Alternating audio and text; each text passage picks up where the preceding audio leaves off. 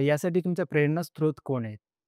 आमचं स्त्रोत आता माननीय मुख्यमंत्री एकनाथजी शिंदे, त्याच्यानंतर माननीय चव्हाण साहेब आणि माननीय खासदार डॉक्टर श्रीकांत शिंदे साहेब आणि प्रामुख्याने आपल्या देशासाठी जे प्रमुख नेतृत्व आहे, ज्यांनी आपल्या हिंदूंना एक आशेचा किरण दाखवलेला आहे, ते माननीय नरेंद्र मोदीजी साहेब.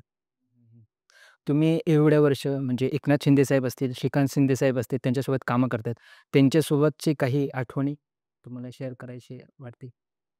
नाही, मी असं जास्त भेटतो, पण मी थोडा लाजऱ्या स्वभावाचा असल्यामुळे किंवा मला जास्त बोलता येत नाही त्यांच्यासोबत. अच्छा. म्हणून असं स्पेशल आठवणी काही नाही. परंतु मला एक स्पेशल सांगायला लागेल, ज्यावेळेला आमचे मित्र महेशजी गायकवाड यांच्यावरती हल्ला झाला, त्यावेळेला अतिशय म्हणजे मी भारावून गेलो श्रीकांत शिंदेचं काम बघून. त्याने इथून ग्रीन कॉरिडॉर बनवून त्यांना ठाण्याला ज्युपिटर हॉस्पिटल आणि रात्रीपासून पहाटे 6 वाजेपर्यंत जोपर्यंत ऑपरेशन व्यवस्थित होत नाही, तोपर्यंत खासदार साहेब तिथे उपस्थित होते.